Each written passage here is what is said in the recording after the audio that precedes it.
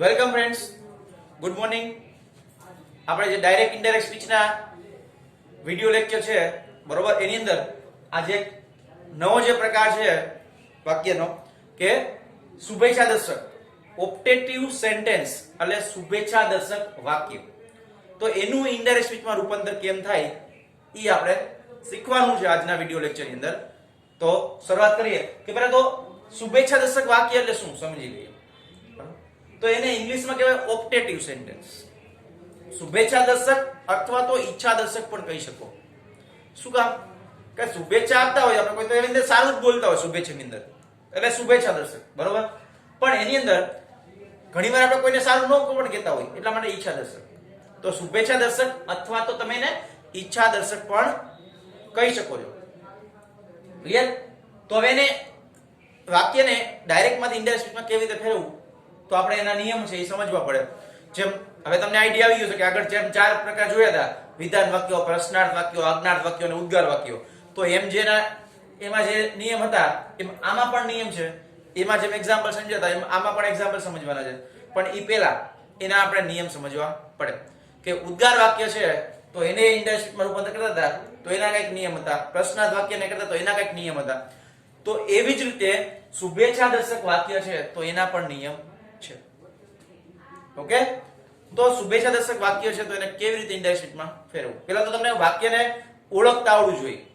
કારણ કે ઉદ્ગાર વાક્ય હોય, પ્રશ્નાર્થ વાક્ય હોય તો એમાં તો તમને નિશાની આવે, પ્રશ્નાર્થ નિશાની આવે, ઉદ્ગાર નિશાની, તો જનરલી બહુ તકલીફ નથી પડતી. પણ વિધાન વાક્ય હોય, આજ્ઞાર્થ વાક્ય હોય અને શુભેચ્છા દર્શક દરેકની અંદર પૂર્ણ વિરામ આવે. તો આપણે વાક્યને ઓળખતા આવડવું જોઈએ કે આ કયા પ્રકારનું વાક્ય છે. વિધાન છે, શુભેચ્છા દર્શક છે કે આજ્ઞાર્થ વાક્ય છે. બરોબર? વાક્યને ઓળખી લ્યો પછી શું કરવાનું છે તો કે પછી એના નિયમ મુજબ તમારે એને ઇનડાયરેક્ટ સ્પીચમાં રૂપાંતર કરવાનું છે. કેવી રીતે તો સમજો. પહેલો નિયમ, જો જનરલી મેં કીધું હતું કે ભાઈ કાળ, સર્વનામ અને અન્ય શબ્દોના ફેરફારો છે જેમ આગળમાં જેમ થતા હતા એ જ રીતે થાય છે. એટલે એમાં બહુ કઈ શીખવાનું નથી. તો સેમ જે એકવાર આપણે વિધાનમાં નિયમ શીખ્યા હતા એ જ નિયમ બધામાં લાગુ પડે છે. એટલે એમાં કઈ નવું નથી. પણ ખાસ શીખવાનું શું છે તો કે આરવી તરીકે શું આવે અને કનેક્ટિવ તરીકે શું મુકાય એ આપણે જોવાનું હોય છે. તો હવે આરવી તરીકે શું મુકાય, તો પહેલો જ નિયમ છે આપણો કે ભાઈ આરવી તરીકે વાક્યના અર્થ મુજબ યોગ્ય શબ્દ મૂકવો જોઈએ. વાક્યના અર્થ મુજબ કે વાક્યમાં કેવો અર્થ દર્શાવે છે. જેમ આપણે ઉદાહરણમાં જોયું હતું કે આનંદનો ભાવ હોય બરાબર, દુઃખનો ભાવ, એના મુજબ એ તો એમ આમાં પણ વાક્યના અર્થ મુજબ યોગ્ય શબ્દ મૂકવાનો છે આરવી તરીકે. આરવી એટલે તરત મગજમાં આવવું જોઈએ કે પહેલા ભાગની વાત થઈ છે. તો એમાં છે શુભેચ્છા માટે તો કે વિશ્ડ, આશીર્વાદ માટે એટલે કોઈને આશીર્વાદ આપતા હોય તો એના માટે બ્લેસ્ડ છે, આશીર્વાદનો ભાવ હોય ત્યારે. પ્રાર્થના માટે તો કે પ્રેડ છે. શ્રાપ માટે કર્સ્ડ છે. તો વાક્યના ભાવ મુજબ યોગ્ય શબ્દ ઉમેરવાનો છે. જો અહીંયા આવ્યું કે શ્રાપ માટે, તો શ્રાપ માટે એટલે તો કે પહેલાના જમાનામાં જે ઋષિ મુનિઓ શ્રાપ આપતા હતા એ શ્રાપની વાત નથી અહીંયા. કે કોઈને કહેતા હતા કે ભાઈ જા તું ચકલી બની જઈશ, કાગડો બની જઈશ, પથ્થર બની જઈશ, તો એ શ્રાપની વાત નથી. બરોબર? એ પહેલાના જમાના, અહીંયા એ શ્રાપની વાત નથી. તો કયા શ્રાપની વાત છે કે આપણે કોઈનું સારું ન ઈચ્છીએ તો એ પણ એક પ્રકારનો શ્રાપ જ કહેવાય. બરોબર? હું એમ કહું, કોઈને આપણે એમ કહી કે કોઈ કામે જતા હોય સારા કામ, એમ કે તારું કામ સફળ નહીં થાય, જા તું આમાં સફળ નહીં થાય, તો એ એક પ્રકારનો શ્રાપ જ થયો. તો એ સેન્સમાં જે ઈ અર્થની વાત છે. બરોબર? કોઈને કાગડા, કૂતરા, બિલાડા, ચકલા બનાવવાની વાત નથી એમાં. બરોબર? એટલે ઈ શ્રાપની વાત નથી. એટલે ઈ મગજમાં લેતા નહીં કે શ્રાપ આવ્યો તો કોઈને આપણે શ્રાપ આપી દીધો. જનરલી શ્રાપ શબ્દ આવે ને એટલે આપણે મગજમાં સિરિયલ જોતા હોય ને એટલે પહેલાનું જૂના જમાનું યાદ આવે, ઋષિ મુનિઓ યાદ આવે કે ઋષિ મુનિઓ હાલતા શ્રાપ આપી દેતા. તો ઈ શ્રાપની વાત નથી થતી અહીંયા. બરોબર? કોઈનું સારું ન ઈચ્છીએ એને પણ એક પ્રકારનો શ્રાપ જ કહેવાય. તો વાક્યના ભાવ મુજબ યોગ્ય શબ્દ ઉમેરવાનો છે. પછી કનેક્ટિવ તરીકે તું અથવા તો ધેટ જ્યાં જરૂર હોય ત્યાં યોગ્ય રીતે મૂકવું. જો સમજો, આગળ નિયમ હતો ને એમાં એમ જ હતું કે ભાઈ કનેક્ટિવ તરીકે ધેટ મૂકવું અથવા તો ટુ મૂકવું, એવું જે આવતું એ જ કહેતા હતા આપણે. પણ અહીંયા શું કીધું છે? જ્યાં જરૂર હોય ત્યાં. એનો મતલબ શું થયો કે દરેક વાક્યની અંદર કનેક્ટિવ તરીકે તું અથવા ધેટ મૂકવાનું નથી. જ્યાં જરૂર હોય ત્યાં જ મૂકવાનું છે. બરાબર? તો આ એક ખાસ જોવાનું છે. આપણે એક્ઝામ્પલ જોશું તમને વધારે આઈડિયા આવશે કે ક્યાં જરૂર છે ક્યાં નથી. પછી વાક્યને વિધાનમાં ફેરવવાનું છે. આ તમને આવડે જ છે, આ શીખ્યા છીએ આપણે. પ્રશ્નાર્થમાં ફેરવતા હતા, ઉદ્ગારમાં ફેરવતા હતા. તો જે વાક્ય હોય ને વિધાનમાં ફેરવવાનું છે અને અન્ય ફેરફારો છે અગાઉના નિયમ મુજબ કરવાના છે, જેમ કે કાળ, સર્વનામ અને અન્ય શબ્દોના.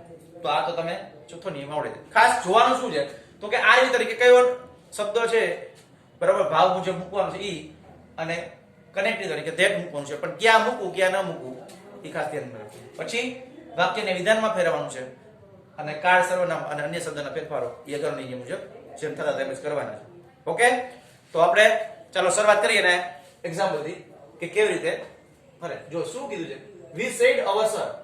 હવે અહીંયા we said to our sir, બરાબર. અમે અમારા સરને કીધું ગુડ મોર્નિંગ. તો શું કહ્યું? શુભેચ્છા આપી. તો આ રીતે તરીકે શું મૂકવાનું છે આપણે કીધું શું, બરાબર, યોગ્ય શબ્દ ભાવ મુજબ. તો અહીંયા લખ્યું કે we wished our sir. ચાલો આટલું સમજાય. તો અહીંયા said to ની જગ્યાએ શું મૂક્યું? wished મૂકી દીધું. we wished our sir, અમે અમારા સરને કીધું ગુડ મોર્નિંગ.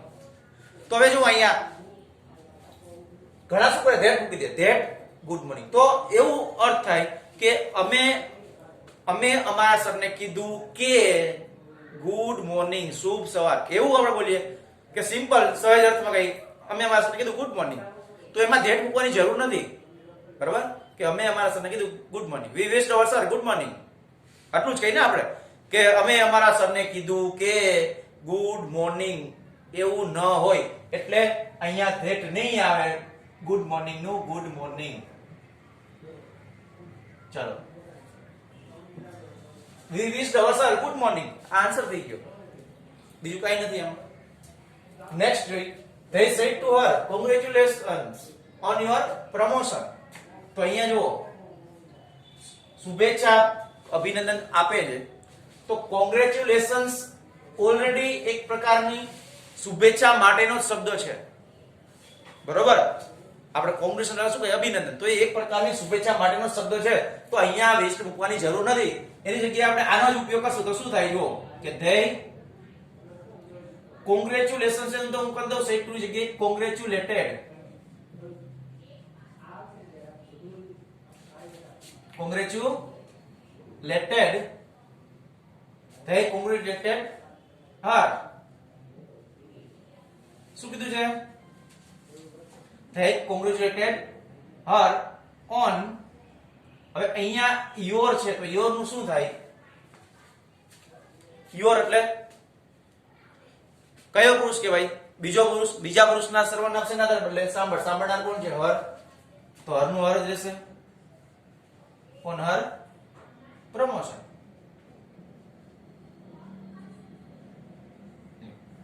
ચાલો, શું કીધું? they said to her congratulations on your promotion. તો they congratulated her on her promotion, કે એને એના પ્રમોશન એટલે કે બઢતી માટે એને અભિનંદન આપ્યા. તો અહીંયા એવું ન બોલ્યો કે તેને, બરાબર, તેઓએ તેણીને, બરાબર, અભિનંદન કીધું કે તેના પ્રમોશન માટે, એવું ન બોલીએ, બરાબર. તેઓએ તેણીને તેના પ્રમોશન માટે અભિનંદન આપ્યા, એટલા માટે આમાં ધેટ નહીં આવે. ક્લિયર? પછીનું વાક્ય જોઈએ, on my birthday my relatives said to me may you live long. સમજીએ હવે કે on my birthday my relatives said to me. જો અહીંયા સુધી પેલો ભાગ જ છે, આ છે said to he, rv no rv છે, બરોબર. તો ઘણા શું કરે કે on my birthday, તો my relatives, તો ન્યા my છે સર્વનામ, એવું તો કઈક ફેરફાર કરે. સર્વનામના ફેરફાર કરવાના છે એ હંમેશા બીજા ભાગમાં થાય, કાળ, સર્વનામ કે અન્ય શબ્દના, પહેલા ભાગમાં થતા નથી. તો આ બાબત ખાસ ધ્યાનમાં રાખવાની. એટલે ઈ તો બેઠા બેઠું એમ જ આવશે કે ભાઈ on my birthday my relatives, બરાબર. આ તો બેઠે બેઠું એમ નામ આવશે. આરવી તરીકે શું મૂકવાનું જોવાનું કે may you live long. શું કરે છે? આશીર્વાદ આપે છે, શુભેચ્છા આપે છે. તો may you live long, આશીર્વાદ પણ કહી શકો, શુભેચ્છા પણ કહી શકો, જે લખવું લખી શકો, blessed લખી શકો, wished લખી શકો. તો on my birthday my relatives વિશ્ડ મી અથવા તો બ્લેસ્ડ મી, જે લખવું એ લખી શકો, વિશ્ડ અથવા તો બ્લેસ્ડ, મીનું મી. ચાલો આટલું સમજાય. સેડ ટુ ની જગ્યાએ શું મૂક્યું? શુભેચ્છા છે તો વિશ્ડ, અને આશીર્વાદ ગણો તો આશીર્વાદ પણ છે તો બ્લેસ્ડ, ગમે એ શબ્દ મૂકી શકો. તો on my birthday my relative wished me. પછી શું કીધું? મે યુ લીવ લોંગ, તો અહીંયા તમે ધેટ મૂકી શકો. બરાબર? કે મારા બર્થડે પાર્ટી ઉપર મારા જે રિલેટિવ સગા સંબંધીઓ છે મને શુભેચ્છા આપી, કે શું શુભેચ્છા આપી? કે મે યુ લીવ લોંગ. તો અહીંયા ધેટ મૂકી શકો, મૂકવું હોય તો અહીંયા શું આવશે? ધેટ. બરાબર? કનેક્ટિવ તરીકે જરૂર હોય તો ધેટ મૂકવાનું છે, નકર નથી મૂકવાનું, એટલે અહીંયા ધેટ. ચાલો આટલું સમજાણું? બરાબર? On my birthday my relatives વિશ્ડ me that. પછી મે યુ લીવ લોંગ. તો શું કીધું છે? વાક્યને શેમાં ફેરવવાનું છે? વિધાનમાં. વિધાનમાં ફેરવો તો મે યુ છે તો યુ મે થાય કે નો થાય? તો કે હા. તો યુ નું શું થશે? બરાબર? યુ નું શું થાય? તો કે યુ એટલે કયો પુરુષ થયો? બીજો પુરુષ. બીજા પુરુષના ફેરફાર કોને આધારે થાય? સાંભળનાર. સાંભળનાર કોણ છે? તો કે મી. મી એટલે કોણ? તો કે આઈ. કોને શું કહે? તો કે મને. તો કે આઈ. That I. મેનું થઈ જશે માઇટ. બરાબર? મેનું માઇટ થાય, આપણને ખબર છે. કેન નું કુડ થાય, મેનું માઇટ થાય. મસ્ટ નું મસ્ટ રી અથવા તો હેવ ટુ થાય, આ ખબર છે. તો મેનું માઇટ. તો that I might live long. અહીંયા લીવ નું લીવ જ રહેશે. બરાબર? લીવડ નહીં થાય, કારણ કે મોડેલ ઓબ્જેક્ટ આવે કેન કુડ મે માઇટ, એની સાથે હંમેશા ક્રિયાપદનું મૂળ રૂપ આવે, એટલે કે V1 જ હોય. તો અહીંયા માઇટ છે તો એની સાથે મૂળ રૂપ જ આવે, એટલે આઈ માઇટ લીવ લોંગ. બરોબર? એટલું સમજાય? તો આ રીતે શુભેચ્છા દર્શક વાક્ય છે, તમે એને ઇનડાયરેક્ટ સ્પીચમાં રૂપાંતર કરી શકો. નેક્સ્ટ જોઈએ કે he said may you not get any success. જોઈએ he said may you not get any success. તો શેનો ભાવ છે આમાં? તો શુભેચ્છાનો ભાવ થશે તો વિશ લખ્યું હતું. બરોબર? આમાં તો જો may you not get any success, તમે કોઈ સફળતા કદાચ નહીં મેળવો તો એના મેં તમને કીધું ને કે શેનો ભાવ હોય? સારું ન ઈચ્છે તો શ્રાપનો ભાવ હોય. તો he cursed. બરાબર? said ની જગ્યાએ શું આવશે? he cursed that. બરાબર? કનેક્ટ તરીકે મૂક્યું that, સાંભળનાર નથી આમાં. he cursed that may you not get any success. તો may you છે તો વિધાનમાં ફરે તો you may આવું થાય કે નો થાય? તો કે હા. બરાબર? you may you not get any success. તો શું થશે? તો કે I you નું શું થઈ જશે? તો કે I might not get any success. આ રીતે જવાબ બને. બરોબર?